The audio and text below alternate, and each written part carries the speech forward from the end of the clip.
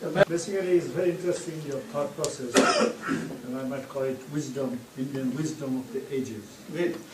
Have you thought about this connection that you have in mind and what Gandhi talked about? Self-purification, self-development, and how to develop a community, and then end up with the Swaraj. Absolutely. This is a beautiful way. He's probably the most modern person. Yes. He thought about how to use Indian wisdom. Yes. I really like that you brought Can this you up. make that connection? Yes. A lot of people misses that connection. In fact, in this book, it begins with Gandhi, ends with Gandhi. In this book, okay. This idea of being different, I say the quintessential personality who lived being different is Gandhi.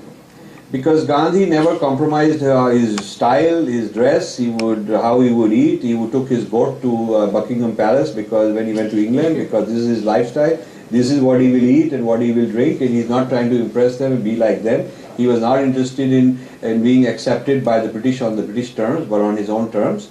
He did not translate the Indian terms. He had Swadharma, and he had Satyagraha, and he has Swaraj, and they kept asking what is all this, and he would keep saying that this is not translatable. So my chapter 5 is called non-translatables, which means the things which a civilization has, and therefore because the civilization has a certain experience, it has a word for it, and another civilization might not have a word for it. They might not have a word for yoga because they didn't have yoga. So if you translate yoga as exercise or gymnastics or prayer, it is not the right thing.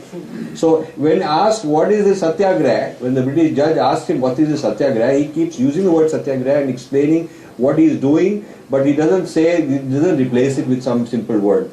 And when the judge says, okay, then why are you doing it? He says it will give us Swaraj. So he gives another word like that. You see, this is a very Gandhi is a quintessential, non-translatable, non-digestible, really kind of a solid guy from our soil. That's a very good, I didn't think of reminding, but I have a lot written on Gandhi in this book.